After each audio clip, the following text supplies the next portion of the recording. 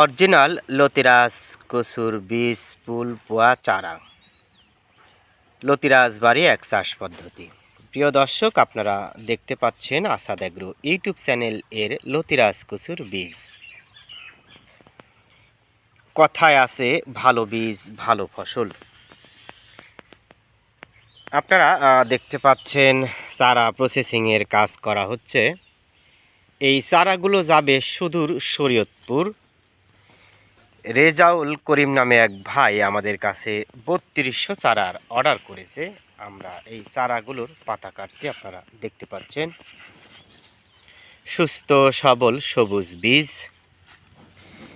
এ সময় বাড়ি লতিরাজ কচু এক চাষ করলে মোটামুটি ৩৫ দিনেই ফলন চলে আসে, যদি সঠিক সময় সঠিক যত্ন নিতে পারেন। প্রিয় দর্শক,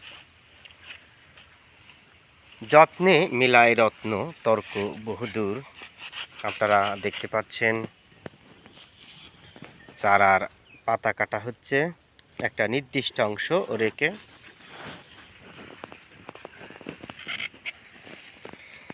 একই আকার এবং সাইজের চারাগুলো আপনারা দেখতে পাচ্ছেন। এই দেখেন, খুবই চমৎকার চারা। যারা লতিরাজ বাড়ি এক চাষ করতে চান, আমাদের সাথে যোগাযোগ করে চারা সংগ্রহ করতে পারেন।